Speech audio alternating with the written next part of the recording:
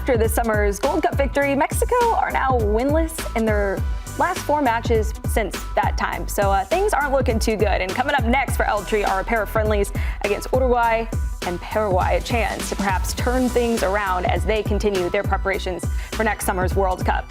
Joining us now to talk more about the Mexico national team is our guy, Felipe Cardenas, our CBS Sports Mexico soccer correspondent. Felipe, great to see you. I just want to start by, getting a sense of where the fans are at right now with this Mexican national team. They were feeling so good only a few months ago. Are they starting to worry a bit now?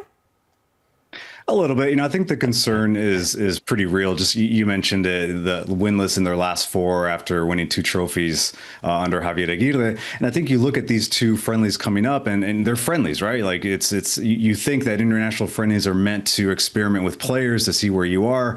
But I think these are must-win games, or at least games where Mexico has to come out and be able to point to these matches against good South American sides and say, hey, we made progress. Because in March they're gonna reopen the Estadio Azteca. They're gonna play a big friendly against Portugal. They're planning another friendly against France. Like, the competition is going to get really strong heading into that World Cup. And right now the confidence bar is pretty low. You have pundits in Mexico saying that this is the worst generation of players that they've seen in the last decade or more. And so I think right now heading into the World Cup, there's a bit of concern, especially when you look at the roster and you see Javier Aguirre starting to experiment a little bit more as well. It's incredible how quickly it changes. I was just telling Jeff and Troy about our ecosystem in the U.S. It sounds like El Tri fans and the pundits are at another level. When you talk about El Tri, I want to talk about Vasco Aguirre, because when he took over, we were lauding him, right, for the passion, the patriotism. But he's now changed things yet again, where he's called some youngsters into camp for this window. So what's led to that decision?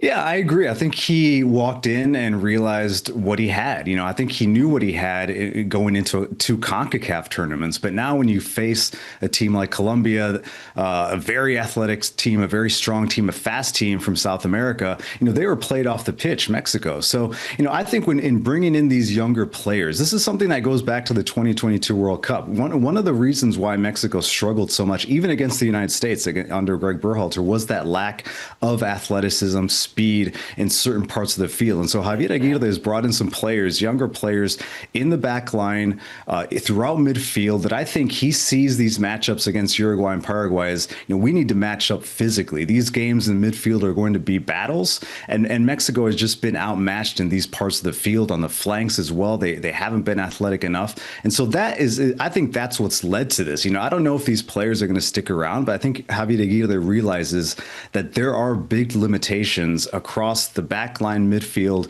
and on those flanks. And so those are some of the players that you've seen. Fidel Ambrisa, Monterrey, lanky box-to-box midfielder, Obed Vargas. I think he's going to get a chance here. An athletic, technical player that I think is pretty aggressive in midfield. And then Mateo Chavez, a 21-year-old who's just beginning his European career at AZ Alkmaar in the Netherlands. Very fast, very attacking on that left side. So some experiments here that I think should reshape a bit of the El Tri midfield heading into these 2 games. All right, Felipe, we're going to go even younger than that. 17-year-old Mora, who followed up an incredible, Gold Cup victory for Mexico with an impressive U20 World Cup showing. So how big of a part of Aguirre's plans do you think he is? Is this just another experimental player? Is this somebody that you could see really featuring next summer in the World Cup?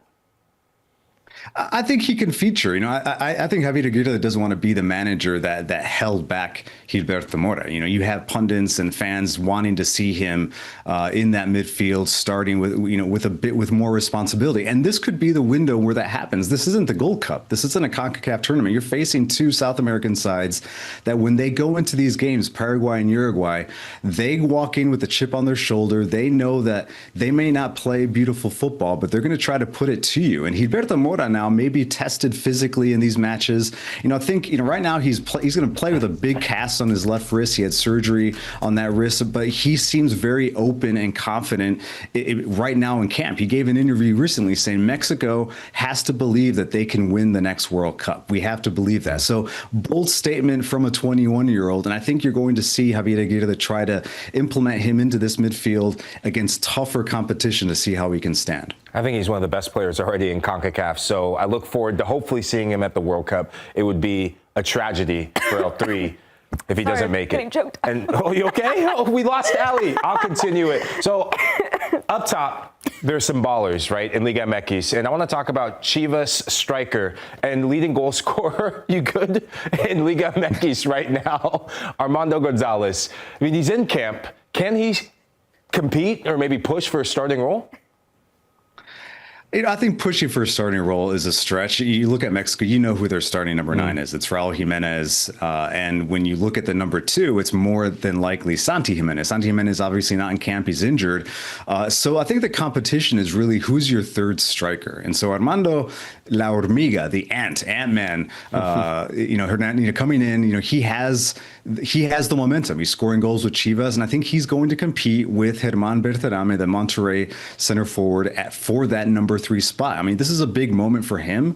And I think something that Javier Aguirre said this week is that, there's always 1 or 2 players that pop up before World Cup that you may not have had on your radar. Maybe maybe they weren't part of the qualifying process or part of the project until late. And so I think that bodes well for him, for Armando González, a player that has a legacy in Mexico, that is viewed as perhaps the future at the number 9 position if he can continue to score goals. But again, just like the other younger players that I've mentioned, this is a big test, and he's not guaranteed that he's going to get in these games against Uruguay and Paraguay. This might be just a sense of what do you look like in camp? How do you compete?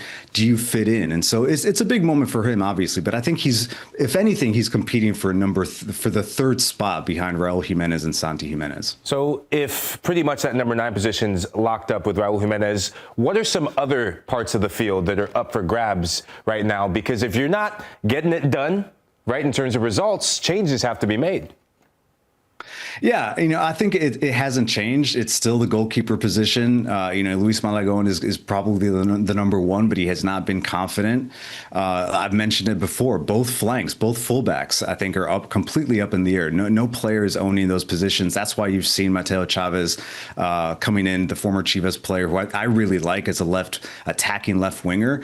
And then that midfield, again, Javier Aguirre has not figured out what he wants to do with the midfield. And against Colombia, they were completely bossed out of the game. Against Ecuador, they're a little bit better, but I think he wants to get more athletic. And so that's why you're seeing players coming in with a blank canvas. They have a blank slate. They can probably compete. It depends on what he wants that midfield to be, Javier Aguirre. So I think there are many parts of the field that aren't being owned by certain players. And so that's the biggest, I think, concern for Mexico, that, just 6 months away from a home World Cup, there's still some big questions in the key parts of the field, the back line as well. So I think we're going to see some solutions perhaps in this window, but the questions are there. The questions are there for Mexico. Felipe, you also always have the pulse on all things Inter Miami. So I want to get your thoughts on the upcoming MLS offseason and whether or not you think we could see a loan move for Lionel Messi. What can you tell us? Yeah, I mean, I really doubt it. I love that when he walks in, he gets the doors open at the Camp Nou and the rumors start. Is he going to go back to Barcelona? I mean, that situation is political. There's some hurt feelings there, and then obviously now, just because he did that in Argentina, the Newell's links are once again popping up. I think Lionel Messi, his last club is going to be Inter Miami. I really believe that. I don't see him ever taking a loan move. I think he's fully committed to Inter Miami. And I really do think he's looking forward to the next chapter of being a co-owner. I was in Miami. I heard him speak in a big business forum. He's really looking forward to becoming an entrepreneur, being more of a capital investor, saying that he doesn't know much about the business side, but he wants to learn. And so I don't think he's looking for another place to play after MLS. This is going to be his last club. And I really think he's committed to this club and wanting to end through 2028 with a title. I think that's his commitment right now. Felipe, just quickly, were you surprised when Messi signed that new contract? Did your feelings change after he signed that deal through 2028? No, I wasn't surprised. I mean, I think time will tell if he plays through 2028. I think that is the conversation. Is he really going to play through the entire length of the new contract, of the extension. You know, I really expected him to sign. I think now the questions around the delays in the extension, like what were they trying to manage? Does he want a bigger cut of the ownership stake? Because I think, you know, we know that he's going to be there to open the new stadium next year. Does he finish the contract, or does he walk away in 27? So we'll see. But I think certainly I was not surprised that he signed the extension. Yeah, will be interesting to follow. No doubt. Crazy that you and I were part of that coverage the day that the whole deal was announced years ago. Wild stuff. Well, I know. Always great to have you on. Thanks for watching this video from Morning Footy. For all news and insights regarding leagues around the world like EFL, Serie A, and all UEFA competitions, both men's and women's, don't forget to sign up for Paramount Plus.